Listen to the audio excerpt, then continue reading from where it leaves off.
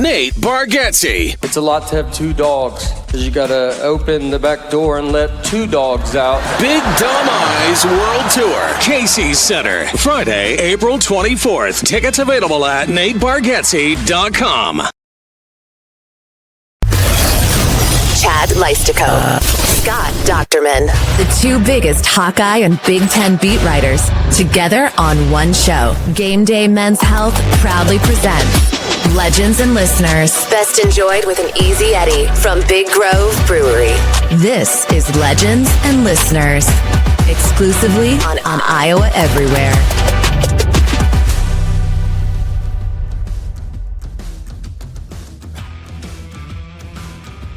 Hey, Hawkeye fans, Big Ten fans, and Iowans everywhere. Happy New Year. Happy Tampa Bowl win. Happy football offseason. Happy Iowa basketball in the top 13 in the net rankings for both the men and the women. And happy Big Ten is definitively better than the SEC in football? Question mark. We'll answer all those questions and more on today's Legends and Listeners from the Channel Seed Studios on Iowa Everywhere. Brought to you as always by our wonderful friends at GameDay Men's Health. I am Chad Leistikow of the Des Moines Register, back in Iowa after 7 nights in Tampa, Florida. Scott Dochterman of The Athletic, after a nomadic journey back to Iowa. He is back in the saddle after a trip to the Rose Bowl. Scott, what is new with you, and Happy New Year?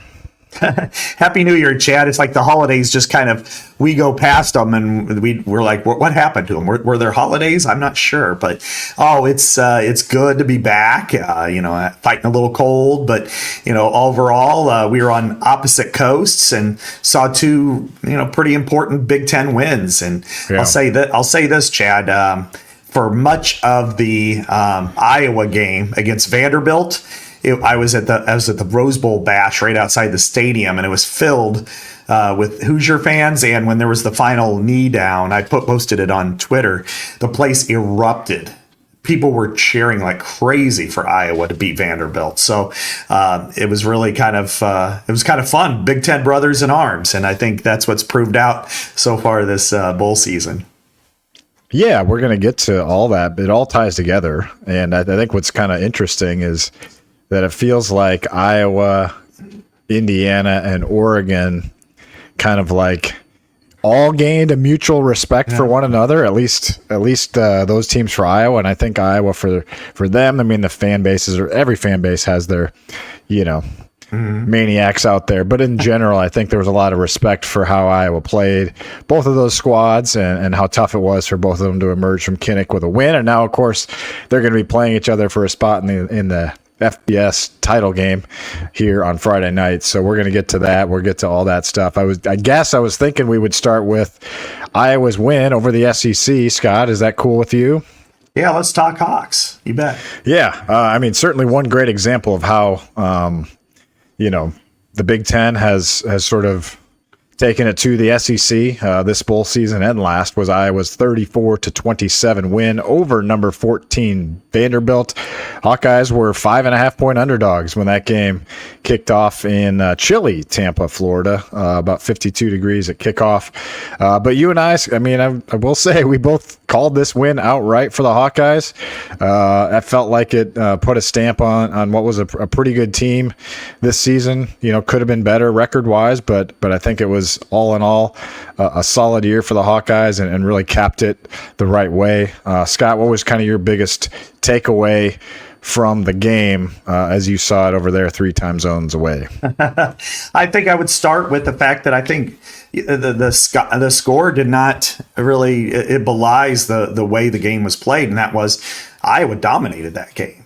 Iowa was, outgained them on the ground, 167-51. It felt like Iowa was the better team in that area, that Iowa was more impressive in both areas, offense and defense, and special teams, obviously, after their gaffe.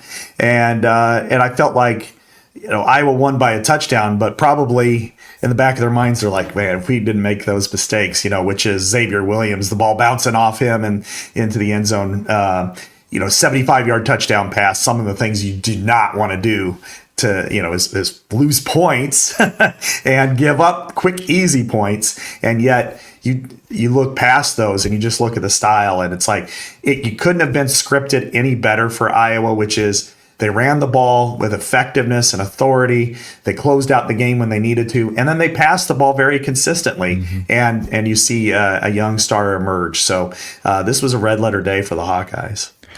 Yeah, first time this year, and I know it's not much, not going to hang a banner for this, but the first time that Iowa has thrown for 200 yards in a game with a quarterback since Cade McNamara in the 2024 opener. So that was certainly notable, a good way to send the Hawkeyes into the offseason, I think, offensively. But I think that's kind of where I wanted to start, and that was one thing that I did write about pretty extensively after the game was just how, once again, we talked about it going into the game. We both picked a high-scoring game. You picked 31-26. I picked 30-27. We were basically right on. And we thought Iowa's offense would be able to have success and that they would need to have success in this game to win, and they did. I mean, it was every time Iowa needed a clutch drive to kind of put some extra points on the board to stave off Pavia. The Hawkeyes did it, whether it was a Drew Stevens field goal or punching in that tush push toward the end there. Scott, Iowa scored 27 points in the last 31 minutes of this game. So it was, a pretty good finish for this offense. That as I look back to the beginning of the season, it's so unfortunate that they got off to such a slow start, and I do chalk that up to Gronowski missing spring ball, with the Albany disaster, the Iowa State situation where Gronowski just wasn't quite himself. He was okay, but then I also look back at that Iowa State game and think, wow, they didn't have Kamari Moulton, didn't have Reese Vanderzee, and DJ Vanami was just a figment of our imagination back then because Addison Ostrenga got hurt on the second drive of that game. So you think back, and those three guys, plus Gronowski, those four guys were out, major weapons in the second half of this year. And that's kind of where I feel like, this Iowa season really crescendoed in a really positive way. Yeah, it was really good to see the offense take major steps forward this year, and especially late in the season. And this being among them is you're playing against a really good team, a top 15 team, one that they thought, and certainly Greg Sankey from the SEC thought should be in the playoff. They played really well. They had 10 wins. They had the Heisman runner up, and you were able to go score for score with them. And that's something that hasn't been able to happen for a long time for Iowa, probably 5 or 6 years. And I think to be able to convert third downs the way they did, to be able to find, to have receivers make big plays like Reese Vanderzee has been making almost seemingly every game, to have DJ Vanami step up and be that, Iowa's got another tight end, here we go. But then for your quarterback to be your guy, running the ball and passing the ball and do it with success. And really he was a drop pass away from 3 touchdowns, going 27 of 20 or 17 of 22. Mm-hmm. I mean, he played about as good of a game as he has all year. That was probably his best game. And I just think that you've got to feel good because you can turn back the clock all you want and say, well, what if Iowa had an offense like this 2 years ago, 4 years ago, or even 3 months ago, but you didn't. But I think right now you've got to be happy with what you got because it was a really nice way to end the season. Yeah, I handed in my these MVP ballots for bowl games.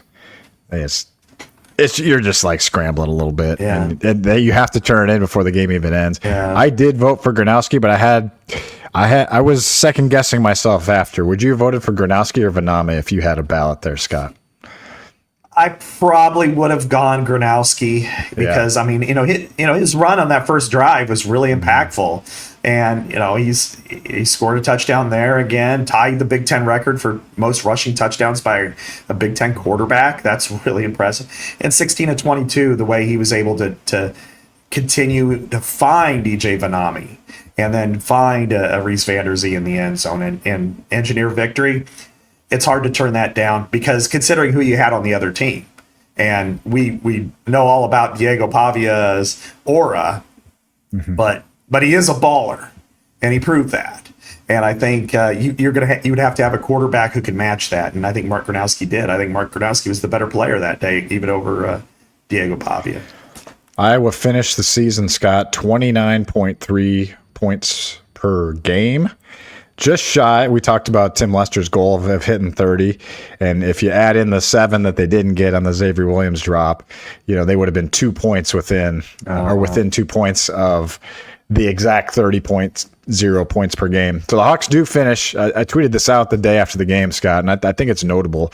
Hawkeyes do finish 54th in the country in scoring offense. I mean, how many years of the last 10 have you said, if Iowa just had a top 54 scoring offense, how good could this team be? And I also put this in my article, both before and after the game. Scott, Iowa finished, this was the 4th best points differential offense to defense for a season in Ferentz era history. 2002 was number 1. 2008, one of his favorite teams, number 2. Yeah. 2018 actually was number 3, and this one's just a couple points behind 2018. So those 3, 9, and 4 teams are 2, 3, 4, and yes, ahead of 2015, ahead of 2009. All those teams that you think about, 2003, 2004. Yeah, this team had that points differential, and you look, and as Ferentz did point, I asked him about the 08 to 25 comparison after the game, and he was like, yeah, all due respect, but this schedule was a lot harder than 2008 as well. So I think as we look back in the history of this particular team, Scott, I'm going to view this one pretty highly. They didn't make the playoff, no, but in terms of how good this team was, I think it stacks up right there with anything below 2002, in my opinion. Yeah, there's a lot of positives, and we could throw all, we got all off season to compare, how this was against 8, 9, 15. I mean, like 09 probably had a better collection of individual players. It was also probably the most exciting year because every game was really close. So do you penalize them because they played a lot of really good teams and they played a lot of really close games and they won them and pulled them out? I don't know, but even so, I felt like this team was one of the better ones since probably that 18-19 era. 20 was really good too, but it was because you had an offense that could win games. You had an offense that you felt like had a chance to do. I mean, take the Oregon game. It was a tough loss, but when you take away from it that your quarterback in the 4th quarter went 93 yards and scored a touchdown to go ahead. That's what you want. That's why you paid him the money to go do that. Or, even USC, a cleats out of bounds, maybe if it was called inbounds, maybe it doesn't, or if you don't have all your offensive linemen hurt. So there's just so many, it just shows you the narrowness of how you interpret years, because last year they were 8-5 and a field goal short of winning against Mizzou, but this team was leaps and bounds better. I mean, it's not even close. No question. Yeah. But that's what your schedule does for you, and I agree wholeheartedly. I mean, the 08 schedule, there were some good teams. Penn State was really good, but they didn't play Ohio State. They didn't play Ohio State. So, and they played Pittsburgh, who had Shady McCoy. But Pitt was good, but it wasn't that good. And Iowa was still kind of learning in the early part of that season too. They started out 3-3. So I think this team is way better than that one when it comes down to it. Yeah, and I think that's kind of where this game launches Iowa into a pretty positive, upbeat offseason for the most part.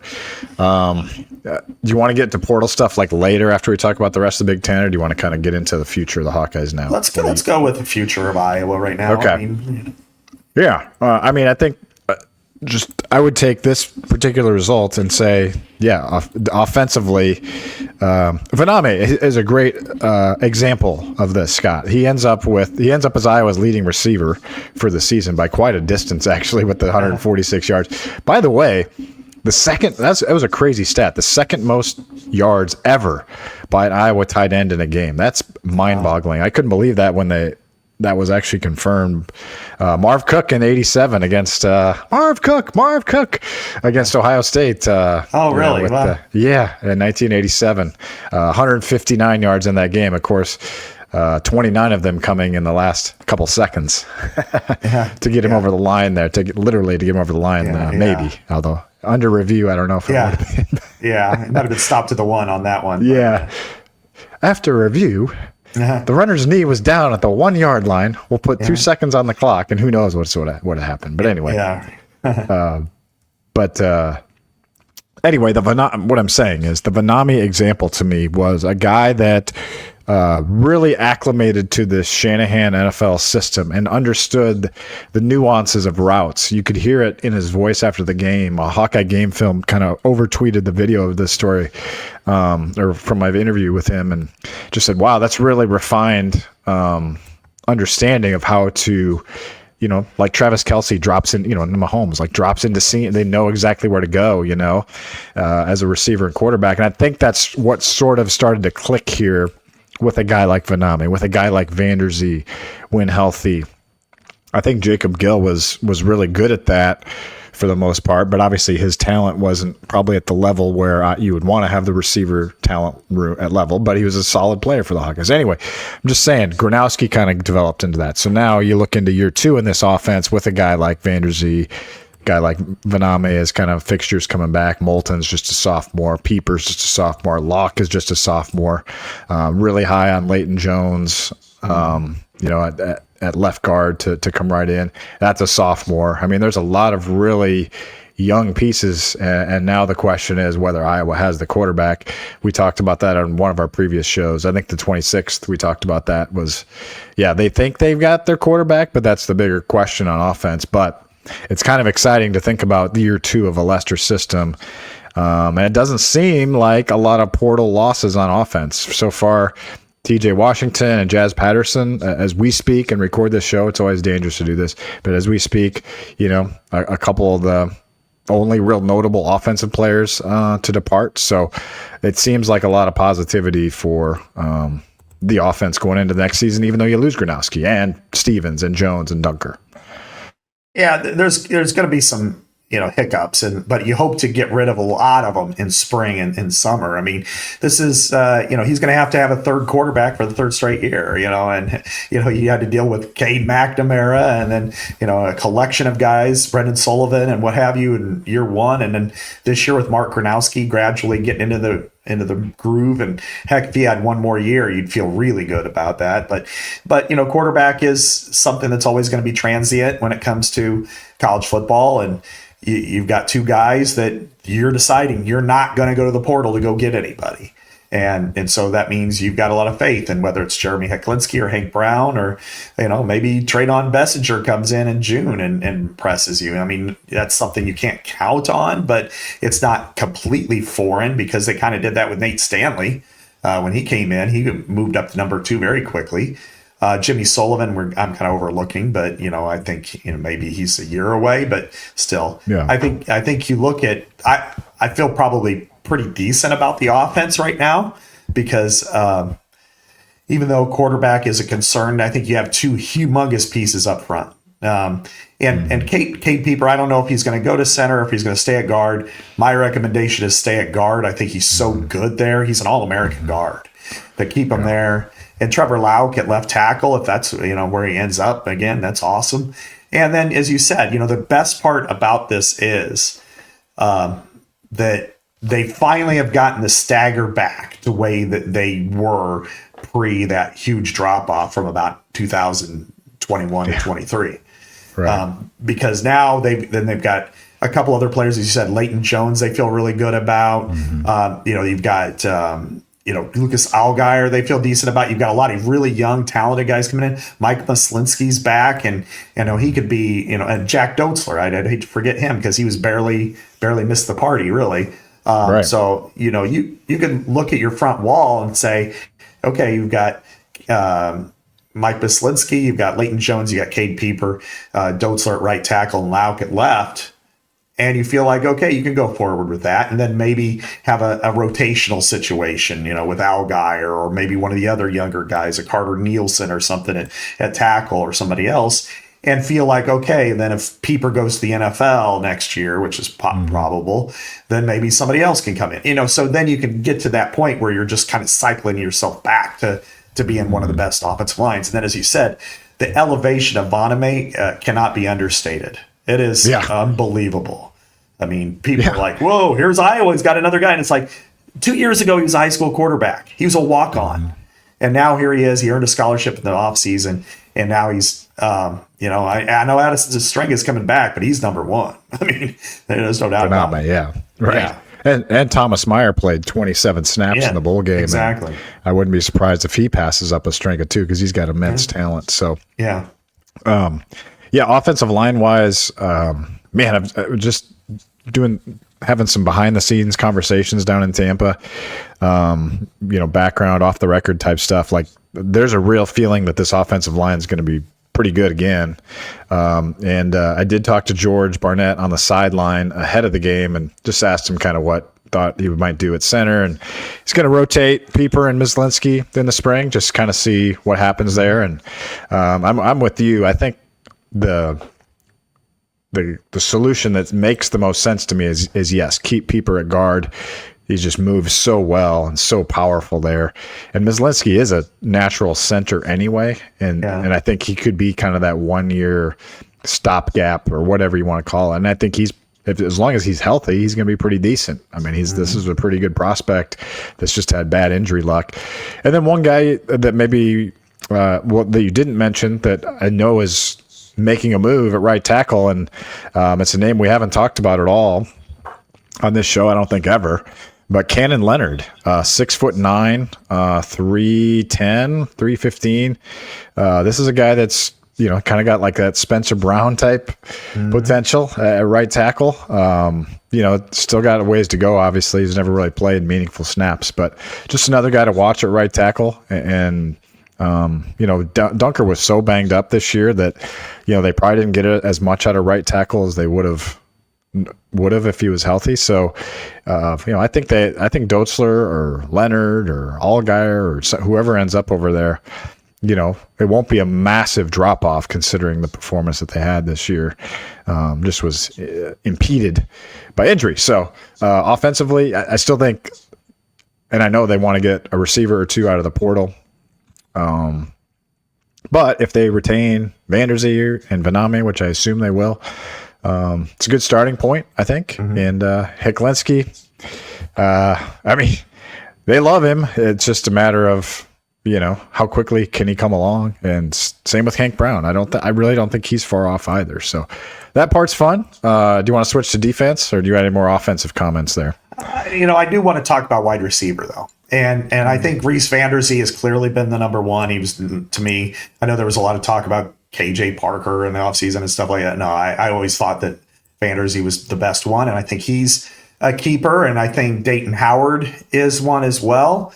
I'm not sure about anybody else. I mean, is KJ Parker going to take that step forward the way that Tim Lester talked about him in the offseason? Can he become a valuable contributor down in, down out? I don't know. Terrence Smith didn't play. He's a great talent athletically. Apparently has some issues he's got to work through. But I think they probably need two receivers out of this portal period, because Vanderzee's your guy, but you need a Z. You need a guy who can make tough catches. And Jacob Gill did a nice job of that. Sam Phillips didn't quite live up to what you wanted from that position, I think. But you need a bigger talent there. And if you've got it, great. I mean, like Jarrett Bowie didn't even play all year. Maybe he would have been the guy. I don't know, but he's not in the portal yet. But I don't know if you could trust that. I think they need to get probably two guys out of that. And there was a legacy player who entered the portal, and I wonder if he's if there's any thoughts there about from Oregon or not. But. Yeah. My understanding, I don't think Kyler Casper ends up at Iowa based on what I've heard, but probably more like Michigan State. Got a green on here today. Be my guess with LeVar Woods, but that's just a guess. Not a guess, but I guess that would be my betting favorite. But you never know. Two freshmen, I think that are worth keeping an eye on are Xavier Stinson and Brody Schaefer, two guys in the immediate class. I think both tremendous athletes that they're so excited about. I'm not saying that that's an answer, but I'm with you. I think you supplement the room in the portal. I think you need to identify some really good slot receiver, whether that is going to be KJ Parker or somebody in the portal. I feel like that was kind of missing this year, and then So, yeah, definitely a need there. I thought running back was okay this year. Could have been better. I don't know if they will add anyone in the portal there, obviously, after losing Patterson and Washington. But they still got 6 guys there, still, even with those losses. So, who's this? Okay, go through it here. Yeah, Moulton, Xavier Williams, and Nathan McNeil, probably your top 3. Brevendal, Olante Dean, and Braylon Jackson. I didn't know about Olante Dean. Yeah, he switched from defense. So yeah, he's on the running back side now. Yep. He was so good on scout team that they switched him. So that would be their. I mean, I think that's enough. Okay.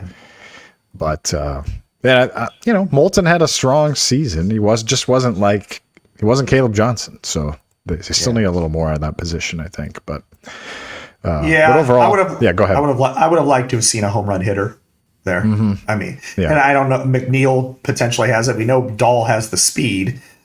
Xavier Williams was really good, barring what happened the other day. But right.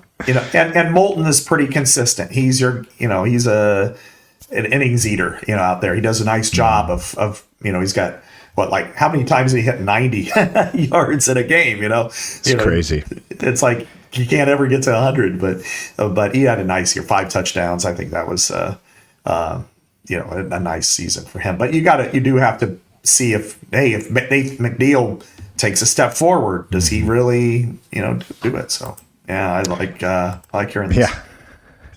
Yeah, all 10 games against Power 5, and if you go back to the Missouri game when he got his first start so all 11 games that Moulton has played against Power 4 competition, because he didn't play against Iowa State, between 68 and 99 yards, all of them. So he ended up with 95 or 96 the other day. So yeah, pretty crazy. Well, it is a new year, and hopefully many of you men out there are getting it started the right way with GameDay Men's Health. As we age, low testosterone can become a real issue for us men. 40% of us have low T by the time we are age 45, and it's super fixable with the right approach and the right people. And there's no question after 20 months myself with GameDay Men's Health that they know exactly what they're doing to get your levels in the right spot. Testosterone replacement therapy can truly help you feel like you are in your 20s again. I was able to get in 4 runs while I was down in Tampa for about 22 miles total. It was nice to have a couple 75-degree days down there. They've got you covered with testosterone replacement therapy, weight loss, vitamin injections. Make sure to check them out if you haven't already with a private, no obligation, free consultation by visiting GameDayMen'sHealth.com. or stop by one of their locations in Ankeny, West Des Moines, or North Liberty, and also Naperville, Illinois. Scott, did you get you're all taken care of after your absence? You caught up here on everything? Yeah, tomorrow's when I started all up again. It was good. I went a little early this week with right before I left to go to Pasadena, and now I'm back. So hopefully this will give me a boost to get working out again. I felt pretty sluggish for a while there because I had a whole bunch of things going on, but from travel woes and what have you. So yeah, I'm looking forward to heading back and then getting back in the gym and starting my new year off right. Not necessarily. And the good part is, Chad, through GameDay Men's Health, it's not so much about resolutions anymore, which are more like hopes and wishes. It's like reality, So the reality is take the shot, feel good, get moving, get physically better, and see yourself through the winter. And then once spring comes, you'll be impressed with what you're wearing. Exactly. Let's flip to the defensive side of the ball real quick before we get into the rest of the Big Ten. Brian Allen, probably the most notable portal departure thus far as we speak. Again, it's always fluid. We're recording on Sunday afternoon here, airing Monday morning here on Iowa Everywhere. And, I look back at Brian's production this year. He had half a sack and only maybe a dozen tackles, not much more than that. Kenneth Merriweather was the other second teamer. He had no sacks this year for the Hawkeyes. So they really needed more production there, probably at that spot anyway. Yeah. Obviously, you lose Max Llewellyn and Ethan Hurkett. Those guys were tremendous. solid players for the Hawkeyes over the last couple of years, especially. But I will say this, Scott. I think, again, talking to coaches behind the scenes, Yossi Epinesa, he was able to save the red shirt this year, and I think he's probably your number one. He's going to be your best defensive end next year, would be my prediction. Another guy that's really coming on for them is Drew Campbell, Jack Campbell's younger brother. Things are starting to click for him. Different type of kid than Jack, but certainly good bloodlines there. You'd love to see another Campbell in the fold for 3 more years. So I think those 2 guys, plus Merriweather, plus Joseph Anderson, who got some meaningful snaps in the game, give them at least some starts, a starting point at defensive end. Chineke also was a guy that Kelvin Bell was impressed with. So that's 5 different guys that I like coming back, but I still think they need more there probably. And a defensive tackle, that's absolutely the number one portal need for Iowa on every single out of all the needs. Defensive tackle is, if they don't do anything there, then I think they're in real trouble next year. Mm-hmm. I don't disagree at all. I mean, I think you got Bryce Hawthorne, which you got from the portal last year, and he was had a decent year. I think he's got the potential to really take it to another level there, and that's what you want. But losing Aaron Graves, I kind of think up front he's probably the biggest loss. Because he did so many things and he was so talented, and he had 5 sacks, 6.5 tackles for loss, but he also had a lot of other responsibilities that you really need filled there. And so I wouldn't be, that's to me where if you have a free agent pool, I would probably hit D tackle and wide receiver. It's like, how much do you allocate? If you've got, we can up a little bit here and there. Up your DT, up your wide receiver. That's where I would start. If you could have Hawthorne and 2 others, and some of this is they got that class that next year will be sophomores that I think they're starting to come together. But can they be anything other than rotational players? We don't know. Drew Campbell really hasn't played. Joseph Anderson played a little bit. Devon Kennedy. Can he be Jimmy Kennedy at some point? And Chima Chineke. Again, you look at him, you think, okay, this guy's got the possibilities, but you're playing Big Ten football. Right. Next year you're playing Michigan and Ohio State. You've got to figure out how to beat those teams. So you're not going to beat them with hopes and wishes. So I think that's what you've got to look for is go get at minimum 2, if not 3 defensive linemen and figure, and don't think of them as starters, think of them as top 8 guys. If as long as you're in a top 8, you're good, and then just kind of work them there, because I think, depth was a little bit of a concern at times too this year up front. Yeah, I think this is definitely one of those situations where you do have to count on development. That's your best strategy here, and especially at end. But yeah, I would. I don't know. It's hard to get a D tackle here though, because you have to play selfless. You're not going to get stats unless you're Davion Nixon. Well, and he played that way. Yeah, that's what I mean. Yeah. Yeah. He went a little rogue out. Would you say that's fair? Yeah, absolutely did. So that's what I'm saying. It's hard. You got to get the right guy at defensive tackle now. That's one of the challenges, of having a star player up front for Iowa. It's difficult because you have to play gaps and lanes and be selfless with the stats. And if you're a pass rusher, maybe you're not pass rushing 75% of the time, the way Iowa plays, because you really got to have the run, you got to contain. So it's just all a system thing. And people ask why Phil Parker's defense works so well. That's a big part of it. You got to have selfless guys up front. And when you're going in the portal, and these guys, if they do their homework, they know, at Iowa, you have to play a certain way at D tackle, which is, put your body on the line for a lot of snaps and absorb contact and not get a lot of stats. It's not as easy of a sell, but dollars can help, right, Scott? Yeah, that's the name of the game now. It used to be kind of, you make fun of it. It's like, go pay somebody to come here. Well, now you don't have to. You actually pay them. You don't have to do it under the table. And I think that's when you look at who they have coming back, how many guys do you see in your top 8? 4-4 or 5-3, kind of moving around. Yosei for sure. I agree wholeheartedly there. Merriweather for sure. Then you're looking at other guys where you're hoping they make some significant gains this winter. I think this is a huge winter for all of those guys. Hawthorne as well. I left him out. But Max Borchering Johnson, I think nobody's ever attended more games than him, because when he was in high school, he was in every home game. It's like, okay, now you need to step in and be like Jeremiah Pittman. Remember, Noah Shannon was that way when he was the rotational guy. That quartet: Drew Campbell, Devin Kennedy, Chmia Chineka, and Joseph Anderson get some snaps. But I think they're going to probably get 2 or 3 that are going to need to be there. So, but. It's enough to drive a man to drink, Chad, but or in your case, drink non-alcoholic athletic alcohol. That's right. I just you guys might have seen me there while Scott was talking. I was pouring fresh. There we go.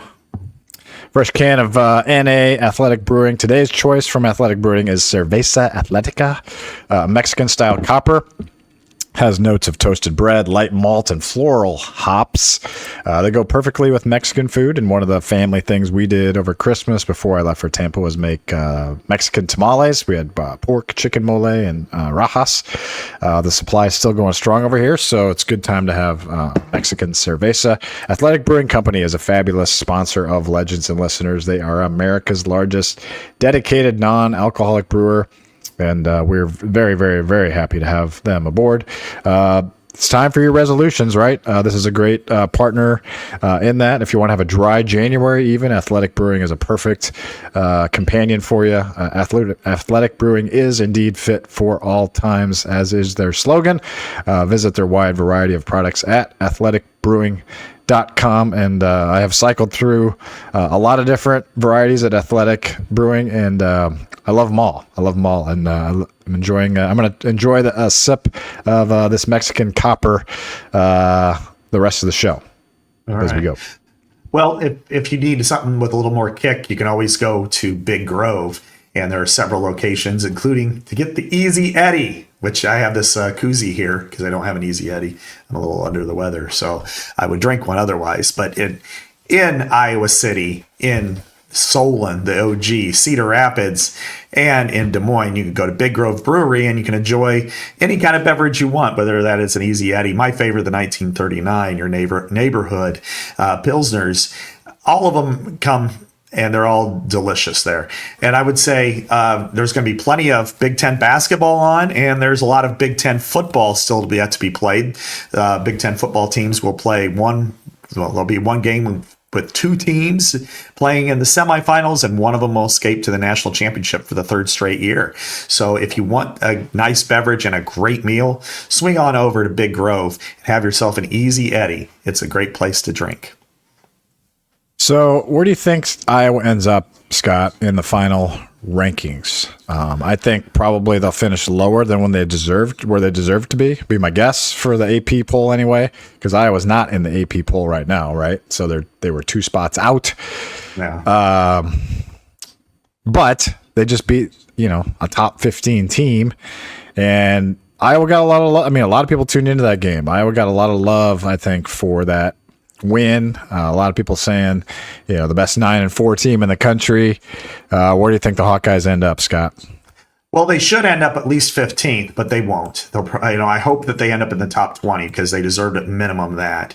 There's a lot of chiding I could do with people voting, and most of them, it's ridiculous. It's getting worse, frankly. If you have like an exciting offense, then automatically you're ranked. If you have an offense that only scores points and a defense that stops people, then automatically you're not important enough for the AP poll, apparently, or the coaches are dumb enough they don't vote for anybody except who their SIDs tell them to vote for. So I look for, I think Iowa, if they're lucky, they'll be in the top 20. My guess is they'll end up being like 22, and Vanderbilt will go to like 17, and it'll just infuriate everybody just because of the way the nature of the polls are. But, one thing I wanted to read here was when I was out in California, I asked Carter Smith, who's a consensus first-team All-American offensive lineman, the Big Ten Offensive Lineman of the Year. I said, was there a moment when you felt like your team emerged? Like, okay, we're in this, we're in the fight. And he said the first glimpse was definitely Iowa. And he said it was pretty back and forth the entire game. It wasn't a high scoring game, but it was definitely intense, being so tight, and then being able to score at the end. That was definitely one of them. And then he also mentioned the game against Oregon that changed their trajectory. But in talking to players for Indiana and talking to the fans for sure, they looked at the win over Iowa as a moment for them on their path to being where they are, that they're not so sure they would be where they are if they didn't go into Kinnick Stadium and fist fight Iowa for 4 quarters and pull out a really last second win. And I know on the Iowa side, you think that game was there. It was there. And it was. But I think it shows you that Iowa is closer to the top than the bottom right now. That Iowa, if we were to re-rank if the College Football Playoff Committee was to re-rank the teams after what we've seen, they would be a top 15 team, and in fact, they would be very close to being a playoff team. They in watching Alabama play, Iowa is better than Alabama. I haven't said that before, but I'll say it now. Iowa is better than Alabama. I think Iowa would be top 8 team if in a playoff with the right scenario. So I think they should be top 15. I think they're that good, but we all know that shiny objects, we're like, sometimes we're like cats following a laser pointer. It's like, oh, scoring. Oh, lots of yards. Let's look after that. Oh, who cares about them? And I think that's kind of what's going to unfortunately put Iowa at like 22 and then Vanderbilt will be 17 and everybody say, oh, it's just a bowl game. I think that they couldn't be farther from the truth. So anyway, let me get my rant out of the way. Yeah, I mean, there's some teams they should obviously jump over, Virginia, Michigan, some of those squads. Honestly, I don't know. They probably won't make it over like BYU or somebody like that. No, they shouldn't. Yeah. But yeah, I mean, honestly, I think even though they lost to USC, I would put them ahead of USC. Yeah. Yeah, I mean, the USC game is a perfect example of if that game was at, if that game was in Iowa City or if that game was a neutral site or something like that, you would figure that they would win that game. I would look at, they should jump Tulane, they should jump Michigan, they should jump James Madison. Not Utah, not Texas. So I think 15 is roughly where they should be, 15 or 16. But again, I just don't have much faith that the voters are going to maybe they watched part of the game and then that was it. Well, let's talk about, you mentioned Indiana, Oregon. By the way, Hawkeyes do lose Restake into the portal as well. So probably going to go to Michigan State. That's a big loss. They're going to, all 3 specialists gone. That'll be interesting to see. We'll talk about special teams in future episodes, but let's talk about the Big Ten, SEC, the Big Ten in the playoffs. Scott, your front row seat there for the Hoosiers. Wow, that was impressive, but also not surprising to those of us that have watched Indiana all year long. 38-3 over the Crimson Tide. Earlier in the day, Oregon thumped the 4 seed Texas Tech 23-0. So those are the 2 teams that Iowa had on the ropes, if not, almost down for the count, in Indiana and Oregon. And those 2 teams now will compete against each other for a spot in the national title game. And honestly, a lot of people are thinking, and I'm kind of on that boat here, that this is probably the national title game. What do you think? Yeah, I mean, I would agree. The only one thing I will say is Miami was very impressive, and now they dismantled it. That is true. And they're kind of like Ohio State last year, where they have this immense talent. It's just putting it all together at the right time. But that said, I think Indiana's the most complete team in the tournament, and I think it was proven against Alabama, and in every facet they absolutely dominated the Crimson Tide. I mean, it was 38-3.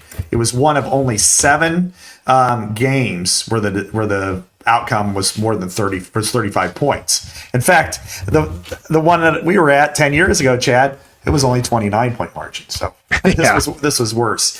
It was. And I'll just say, they outrushed them by almost 200 yards.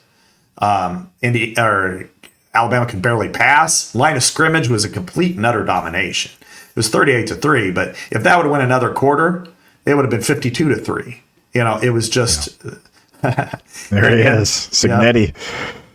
And one thing is, Alabama was trying to play some head games with early on, trying to go for it on fourth down, and both teams ended up going with a timeout, and then they stopped them on this it was like a wildcat formation pitch that was like a jet sweep, and Indiana smoked them right at the line of scrimmage, and it was like, you guys can't do anything. They can't run anyway. Alabama was averaging, they were 125th in yards per carry anyway going in, and passing wise, they had nothing on them. And then the one run they had, the longest run of the day, was 9 yards, and then they fumbled. So this was as complete and utter of an ass kicking as you'll ever see, Chad. And it proves to me, by far and away, that right now the Big Ten is the best conference. And despite all the rhetoric and the 11 teams getting in the preseason poll for the SEC and just the manner in which they all stayed there, I saw this as the SEC Ponzi scheme. That it's like you get in there, you win a couple games early, you move up, then they play each other, and it's kind of like net and basketball too. And then all of a sudden they just don't quite move out, and then they end up with like Missouri and Tennessee in the poll forever, and a team like Iowa doesn't get in, or Illinois loses and then it falls completely out. And Illinois, of course, beat Tennessee's. Yeah, Illinois head-to-head over Tennessee was notable, and I know people are. It's easy to discount these bowl games. As far as the Iowa Vanderbilt game goes, that to me was, those are two teams that wanted to be. Having covered it down there, both teams wanted to be there. They both wanted to win, very much so. And we talked about how impressed we were with Clark Lee. That they took an approach just like Iowa. They had the one tight end missing. Yes, it was probably a slight factor in the game, but it wouldn't have changed the outcome of the game. Eli Stowers being out. So, and then, Illinois, beat Tennessee. Didn't Tennessee have like a kick? Illinois beat them fair and square. That was a fair and square win. I think they had the equal number of opt-outs. So it's not, and, Big Ten across the board. Now, Texas beat Michigan, but, that was kind of expected. Right. And what was the other Big Ten SEC loss was Iowa, Missouri last year, right? Yeah. Was that the only other one? Head-to-head in the postseason the last 2 years, the Big Ten's 8-2. And Mizzou beating Iowa last year and Texas beating Michigan this year are the only two losses. And there have been a lot of butt kickings here, and so I think right now you're looking at this and going, this is the third straight year the teams currently representing the Big Ten they've had two semifinalists. You had Washington and Michigan 2 years ago. Last year you had Ohio State and Penn State, and then this year Indiana and Oregon. 6 different teams from the Big Ten are in there. And then you look at some of the other teams that have been pretty impressive. Illinois was really impressive last year. Iowa's been pretty impressive this year. There's a ton that have 9 wins. I think that you're looking at this era going, the Big Ten's got it figured out. And Iowa is as good as just about anybody. And I think, we both said 10 wins. They had 9. And in some respects, I think their play on the field actually surpassed my expectations. I think they're better than that. So, but by and large, this league's going to continue to get better. Indiana is going to lose a lot of players, but you can't bet against Signetti. He's elite. Yeah. And what do you think about this Indiana-Oregon game? I think Indiana's a slight favorite here, but I like this Oregon team. I like Dan Lanning. I think it's going to be. I like their defense. They got a good run defense as well. They're going to be able to stack up in the trenches better than Alabama did for sure. Oh yeah. And Dante Moore's a freaking good quarterback, and Kenyon Sadiq's a really good tight end. So I think this is going to be a really fun matchup. I would not be surprised if Oregon wins the game. Honestly. I just think it's going to come down to kind of like Iowa, Indiana, and Iowa, Oregon. It's going to come down to who makes plays down the stretch. And how about this stat, Scott? Indiana's the only team in the 12-team era that has won after a bye. Yeah. So the bye teams are 1-7 in their first games, right? The teams that earned byes. 0 for 4 last year, 1 for 3 this year. I like Indiana for a lot of reasons. Sometimes I think Oregon tinkers too much.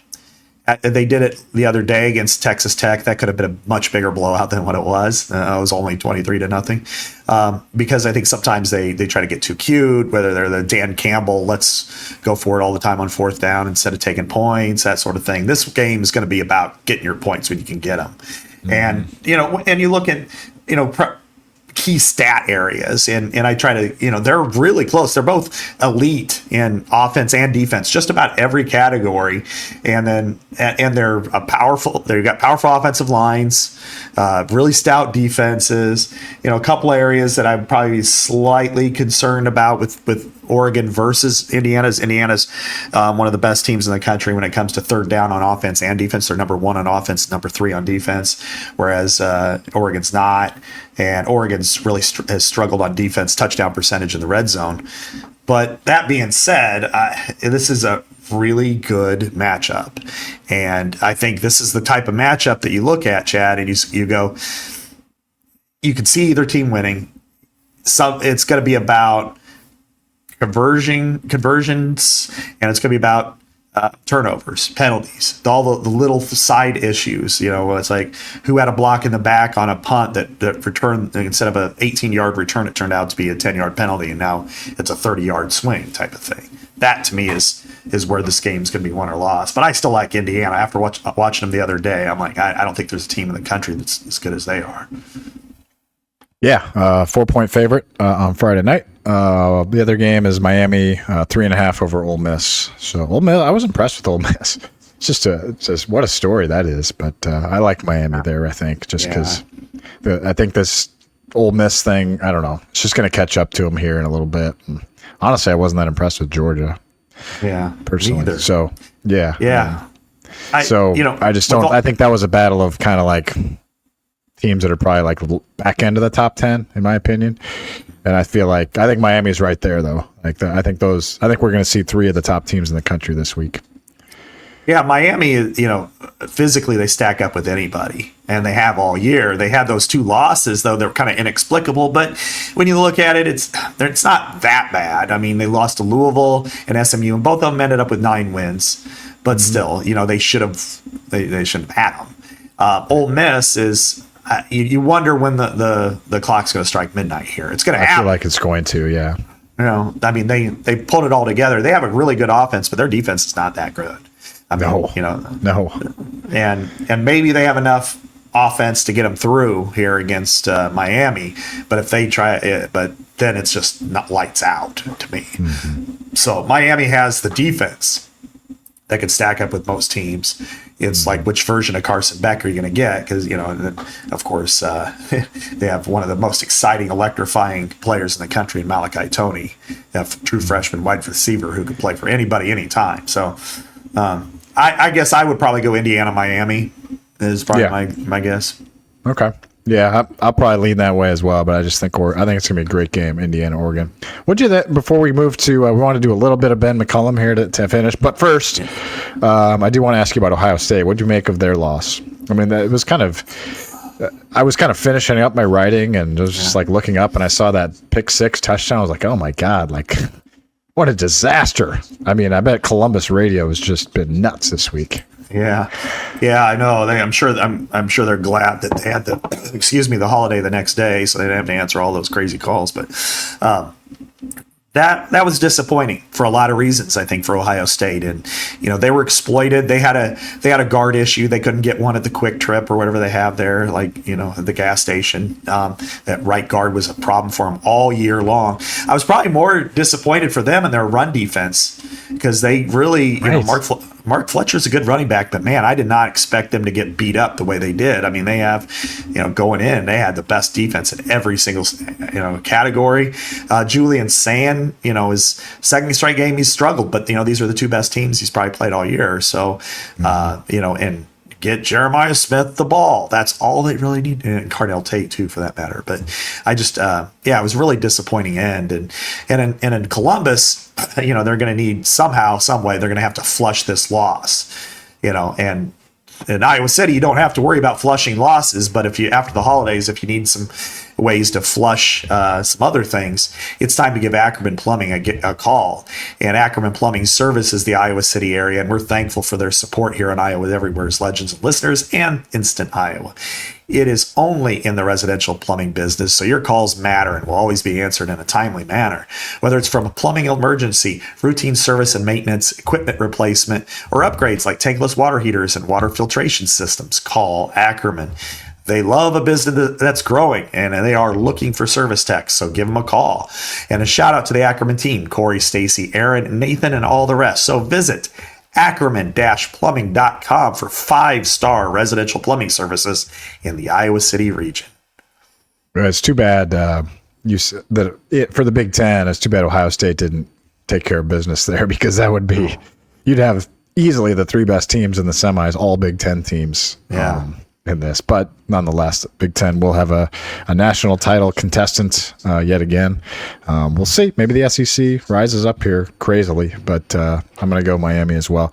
Yeah. I do want to finish talking a little, unless you had anything else, Scott. Anything else in the playoff? Oh no, that's good. I think I was still coming back, but I did catch the last 10 minutes of the game against UCLA, as I call them, UCLA, and I think you were there, right? So what was? I was not there. Okay. Tyler Tashman took it over, but it sounded like the crowd atmosphere was kind of back for Iowa men's basketball, and I kind of wondered, what you get a Saturday home game at Carver, it's usually good. I mean, even in the McCaffrey era, even some of the glum years, I mean, you could get some good Saturday atmospheres. So I'm not going to declare that the fans are all the way back, but McCollum did say after the game that the crowd is kind of what carried him. Iowa honestly didn't play like great basketball against UCLA, but I go back to Scott. So the Hawkeyes win 74-61. Bennett Sturts scores 27 points. He was tremendous. But I go back to last year, Scott, at UCLA. To me, that was like the game where I said, okay, that's curtains on the McCaffrey era. I mean, they were down, I think, 57-24 at half. It was January 17th. I'm looking at it now. They ended up losing 94-70. It was just embarrassing against UCLA. They couldn't do anything. This year, Iowa took it the other way. Iowa was up 24 points in the first half on UCLA this year. And this is a good UCLA team. Yeah. I mean, this was a top 30 Ken Palm team. This is a team that's going to make the tournament probably in basketball, and high-powered team, and Iowa just suffocated them with defense, still held them to 61, even though they made a comeback. And so, the Hawkeyes are just, we're not going to get much into basketball here, but I just feel like that where we are here to start the calendar year, I mean, Iowa is 13th in the net, Scott. They're 17th in Ken Palm in men's basketball. I mean, it's been quite a start to the McCollum era. The only two losses are at East Lansing and at Ames against high quality programs.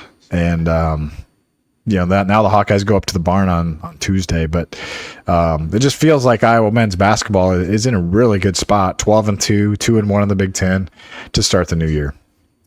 Yeah, absolutely. This has been, the more I watch them, the more you can see them kind of coalesce.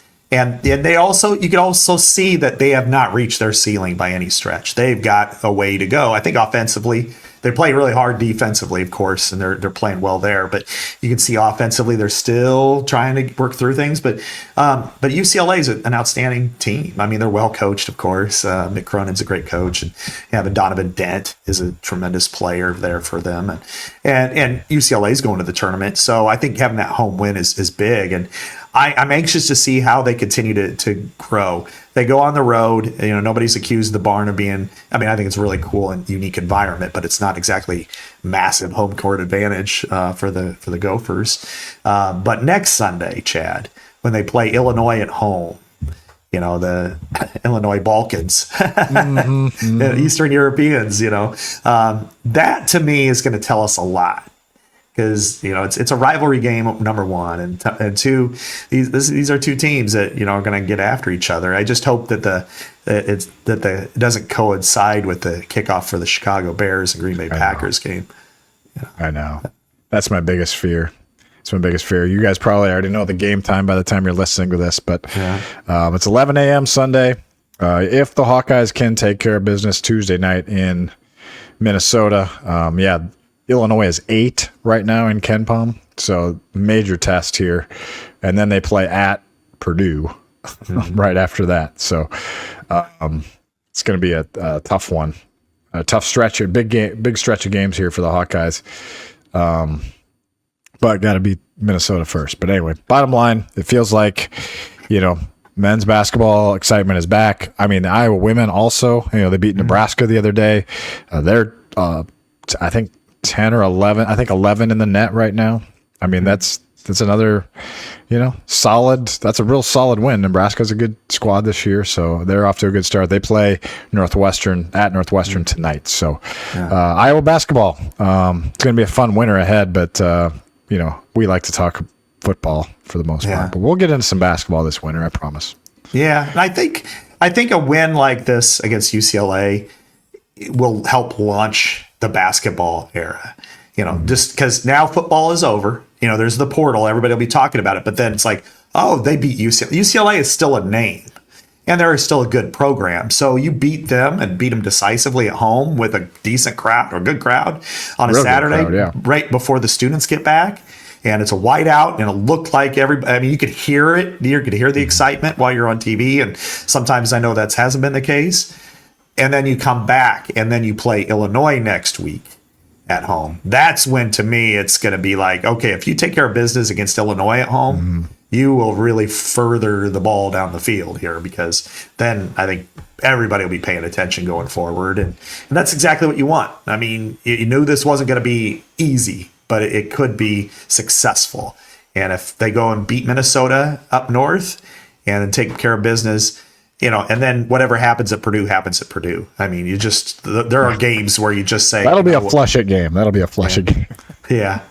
Yeah, right. Or maybe they beat, I don't know. Yeah. Purdue do want to lose to two teams from the state of Iowa very badly, in the same season. But since they got smoked by Iowa State a few weeks ago. That's true. All right. Great show, Scott. Appreciate it. Welcome home. Welcome home. And same to you. So if Indiana makes the title game, you get to go to that, right? Or are you going either way? I'm going either way. Okay. All right, that'll do it for Legends and Listeners. Great to have Scott Dochterman aboard and to be able to discuss Big Ten with you guys every single week here on Legends and Listeners from the Channel Seed Studios, only on Iowa Everywhere.